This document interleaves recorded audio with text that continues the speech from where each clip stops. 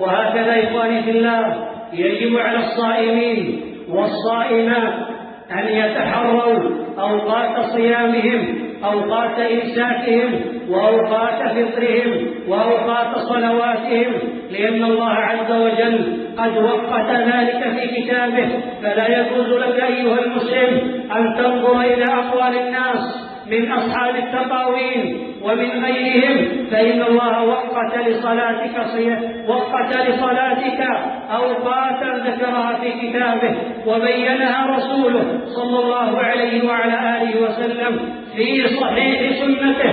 قال الله عز وجل في كتابه الكريم: وكلوا واشربوا حتى يتبين لكم الخيط الأبيض وهو الخيط الذي يمتد من المشرق كالحبل المنثور من الخيط الأسود، وهو الخيط الذي يكون فيه غبش كأنه خيط الأسود عليه غبش من الليل.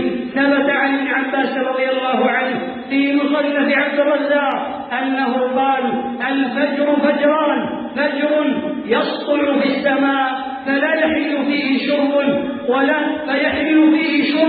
ويحل فيه الأكل، وفجر لا يسطع في السماء يستبين على رؤوس الجبال، هذا الذي يحرم الطعام وهذا الذي يحرم الشراب. قال الحافظ ابن كثير رحمه الله: وهذا إسناد صحيح إلى ابن عباس رضي الله عنه في بيان الخيط الأبيض من الخيط الأسود من الفجر. قال: وقد روي عن غير واحد من السلف نحو ذلك.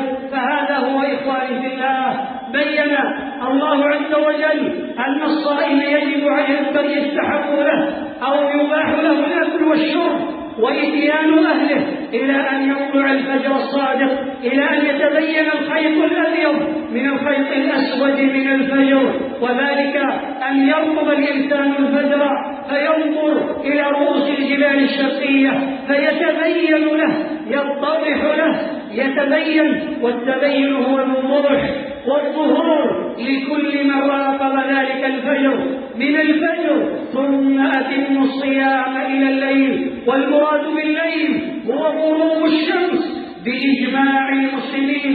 لم يخالف أحد من أهل الإسلام أن المراد بقوله تعالى: أتم الصيام إلى الليل أي إلى غروب الشمس، هذا بإجماع المسلمين، ولم يخالف في ذلك إلا اليهود والنصارى. قال النبي صلى الله عليه وسلم: إن اليهود لا يزال الدين ظاهرا ما عجل الناس الفطر، فإن اليهود والنصارى يؤخرون. وقال النبي صلى الله عليه وسلم: لا تزال أمتي بخير ما لم يؤخر المغرب إلى أن تشتبك النجوم، كذا قال النبي صلى الله عليه وسلم.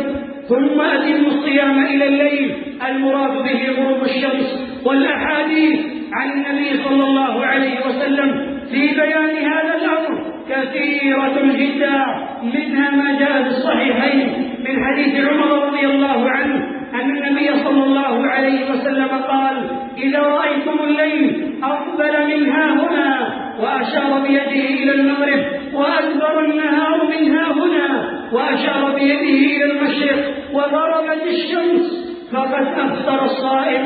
بوب عليه البخاري رحمه الله: باب متى يحل فطر الصائم. وأفطر أبو سعيد رضي الله عنه حين غاب قرص الشمس.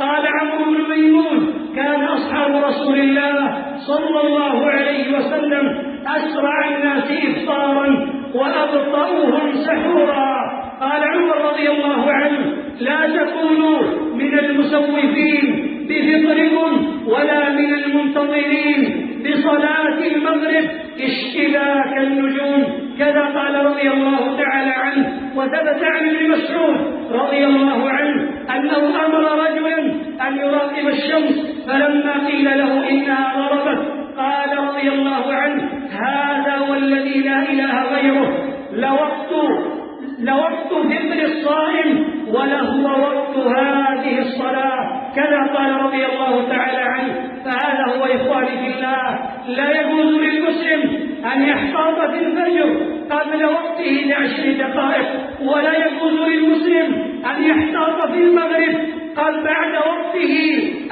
حقيقي ل10 دقائق. كل هذا من البدع، كل هذا من الإحداث.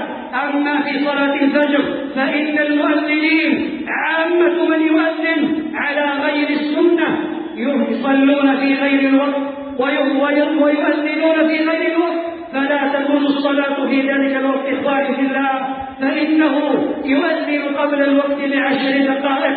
فمن صلى من النساء ومن صلى من كبار السن فإن صلاتهم غير صحيحة ويتحملها ذلك المؤذن. وقد قال النبي صلى الله عليه وسلم: الإمام ضامن والمؤذن مؤتمن. فالمؤذن أمين على صلاة الناس وعلى صيامهم وعلى إفطارهم. هذا هو الحق إخواني في الله.